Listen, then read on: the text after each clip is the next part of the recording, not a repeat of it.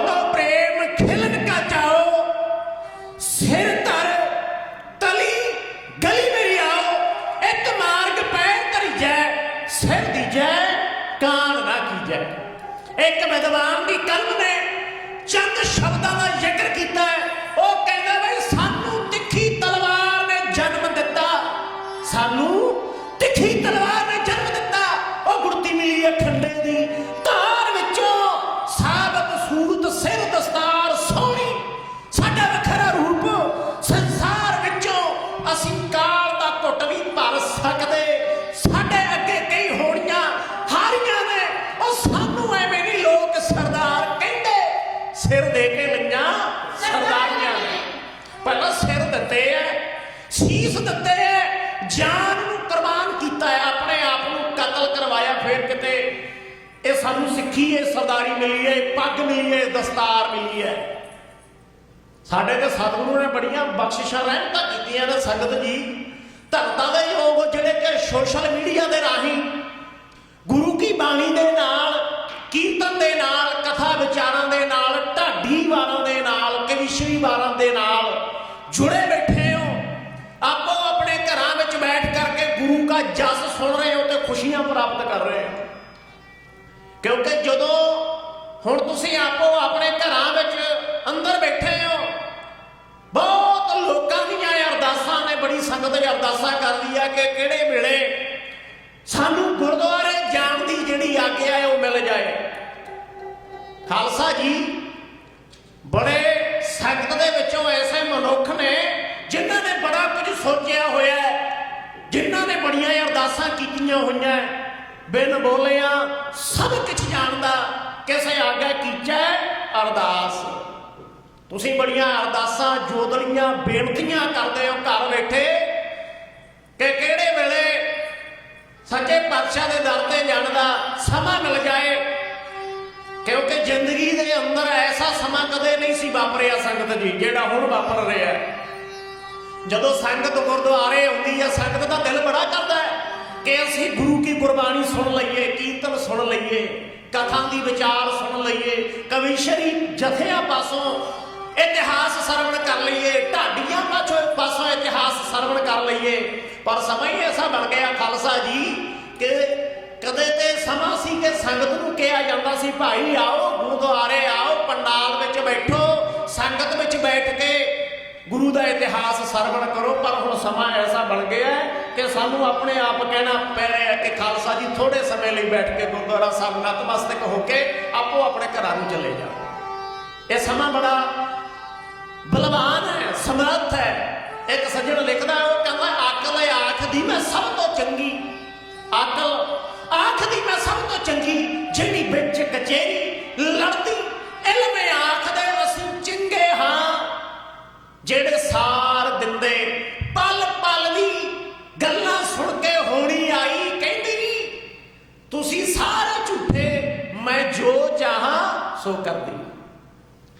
सो खालसा जी आओ एक बार कहण दे उत्ते बड़े प्यार दे सत्कार दे नाल खालसा जी एक बारी बड़े प्यार दे शब्दां नाल गज के बोलो वाहिगुरू जी का खालसा वाहिगुरू जी की फतेह। सच्चे पातशाह ने सानू जिथे ढाडी दिते, कविशर दिते, कथा विचारां दित्तियां, उत्थे सानू सतगुरु पातशाह ने बड़ियां बख्शिशां कीतियां ने। खंडे दी पहल, अमृत दा बाटा, अमृत दी घुट तैयार करके दित्ती, अमृत दी दात दित्ती। कर्म धर्म वंड छकना, वंड के खाना, किरत करनी दिता। खालसा जी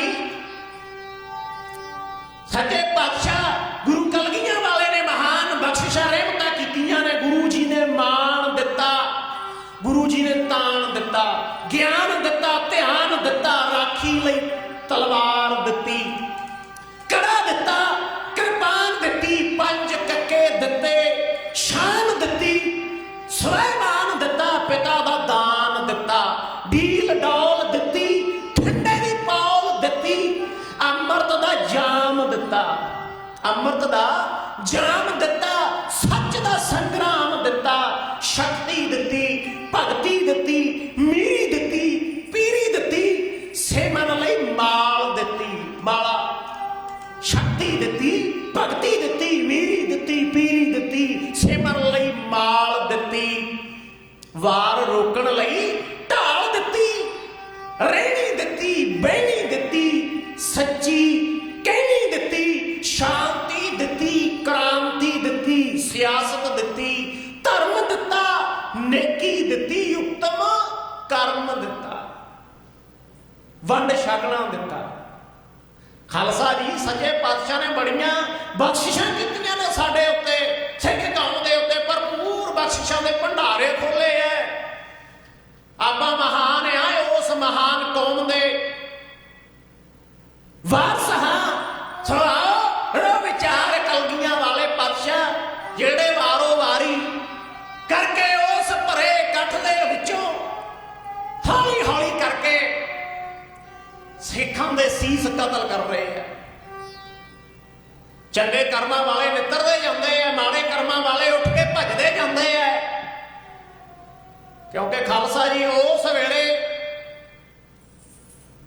ਇਹ ਨਹੀਂ ਸੀ ਪਤਾ ਕਿਸੇ ਨੂੰ ਕਿ ਆਉਣ ਵਾਲੇ ਸਮੇਂ ਅੰਦਰ, ਆਉਣ ਵਾਲੇ ਭਵਿੱਖ ਅੰਦਰ ਇਹ ਇਤਿਹਾਸ ਐਸਾ ਬਣ ਜਾਏਗਾ ਜਿਹੜਾ ਰਹਿੰਦੀ ਦੁਨੀਆ ਤੱਕ ਜਿੰਨਾ ਸਮਾਂ ਚੰਦ ਸੂਰਜ ਤਾਰੇ ਧਰਤੀ ਆਕਾਸ਼ ਹਵਾ ਪੌਣ ਪਾਣੀ ਰਹੇਗਾ, ਇਹ ਅੱਜ ਇਹ ਕਲਗੀਆਂ ਵਾਲੇ ਦੇ ਲਏ ਹੋਏ ਸੀਸ, ਇਹ ਦਿੱਤਾ ਹੋਇਆ ਅੰਮ੍ਰਿਤ, ਇਹ ਦਿੱਤੀ ਦਸਤਾਰ, ਇਹ ਦਿੱਤੀ ਤਲਵਾਰ, ਇਹ ਦਸਤਾਰ, ਇਹ ਤਲਵਾਰ, ਇਹ ਅੰਮ੍ਰਿਤ, ਇਹ ਪੰਜ ਕੱਕੇ ਦਿੱਤੀਆਂ ਰਹਿਤਾਂ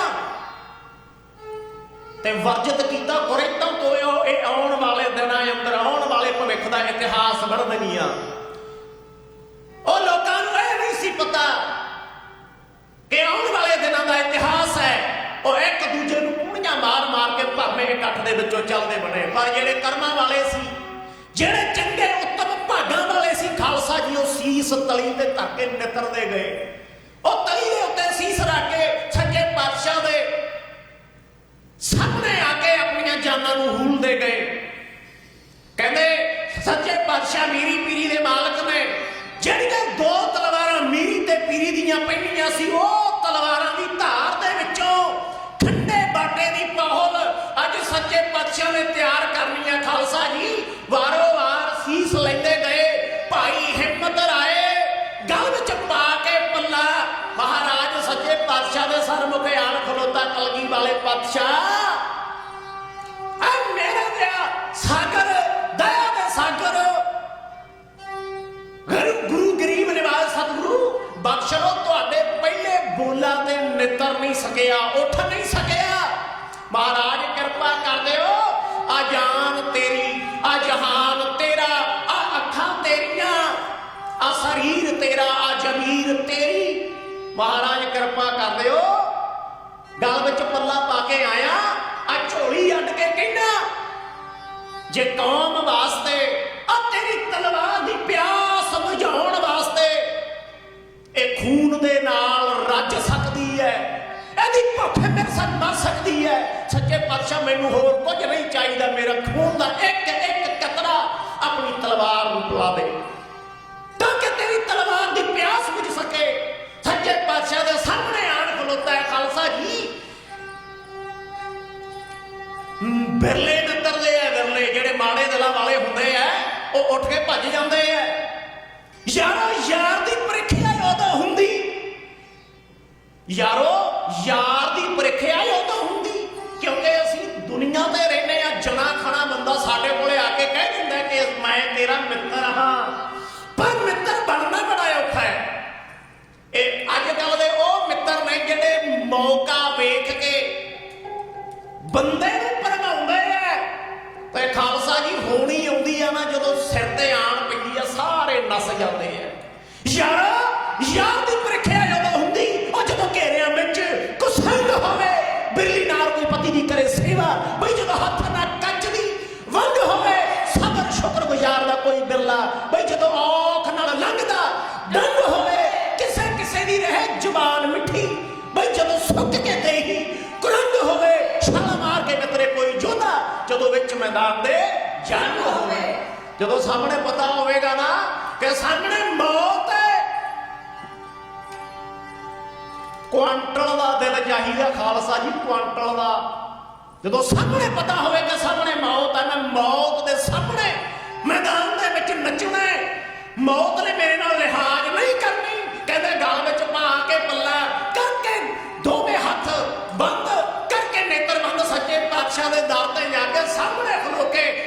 ਬੇਨਤੀਆਂ ਅਰਜ਼ੋਈਆਂ ਕਰਦਾ ਹੈ।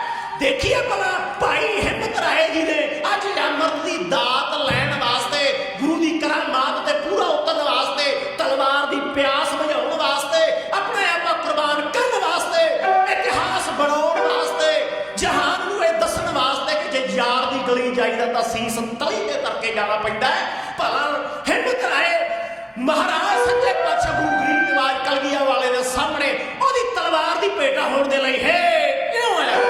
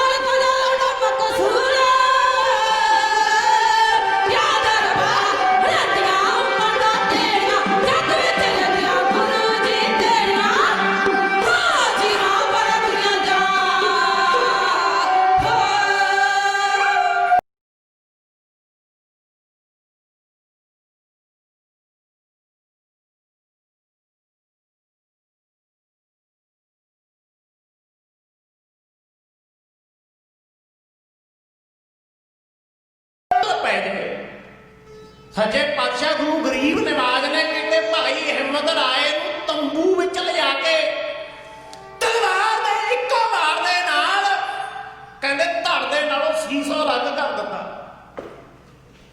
ਖੂਨ ਦੇ ਨਾਲ ਭਿੱਜੀ ਹੋਈ ਤਲਵਾਰ ਫਿਰ ਲੈ ਕੇ ਆਏ ਸਟੇਜ ਤੇ ਵੇਖਣ ਵਾਲੇ ਲੋਕ ਕਈ ਤੇ ਪਿੱਛੋਂ ਦੀ ਖਿਸਕਦੇ ਜਾਂਦੇ ਆ। ਇਕੱਠ ਬੜਾ ਥੋੜਾ ਰਹਿ ਗਿਆ।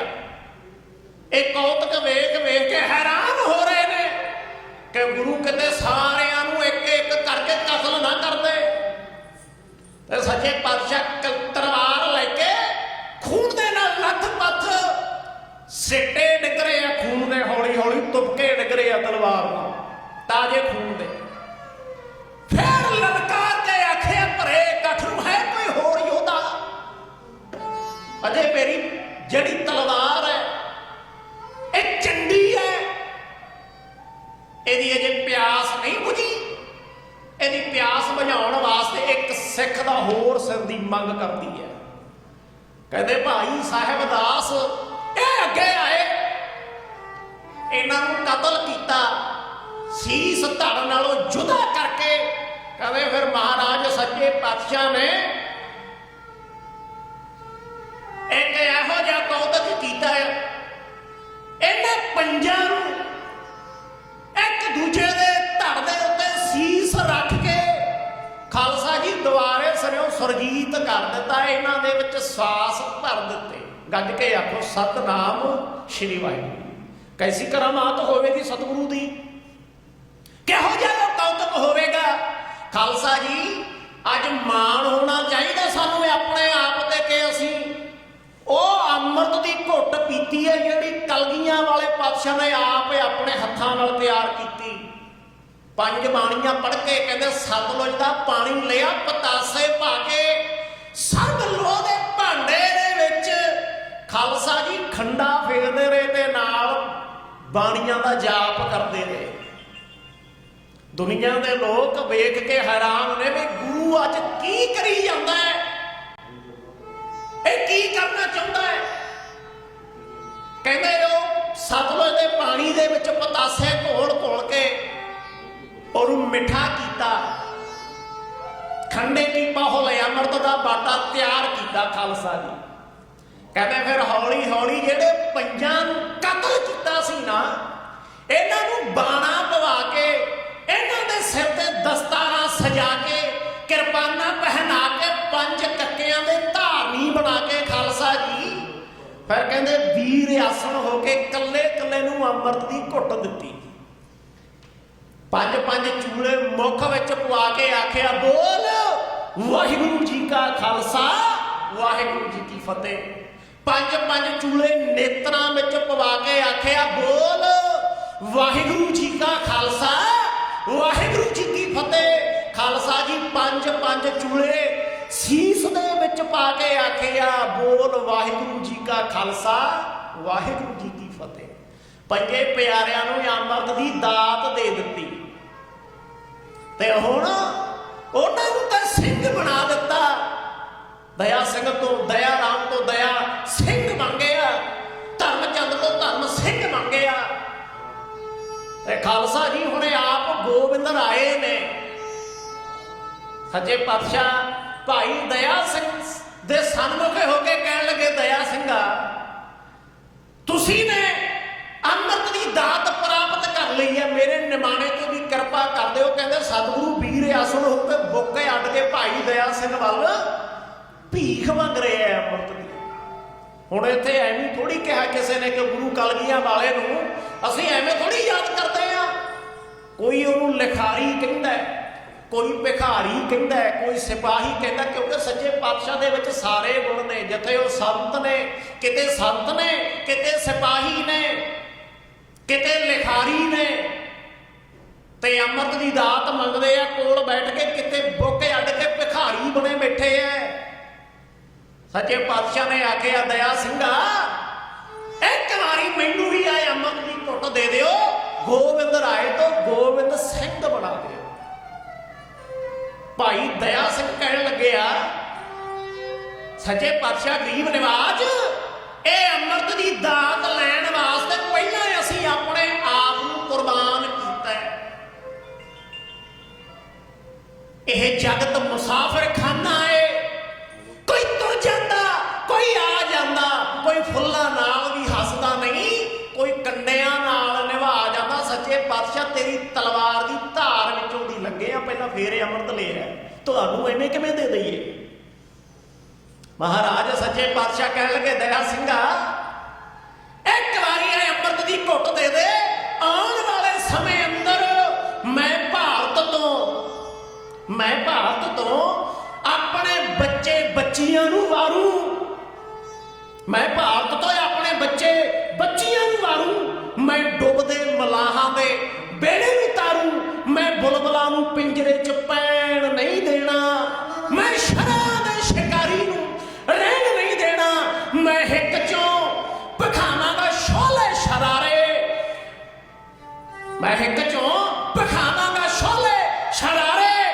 ਮੈਂ ਤੇਜ ਨਾਲ ਤੋੜਾਂਗਾ ਅੰਬਰ ਦੇ ਤਾਰੇ।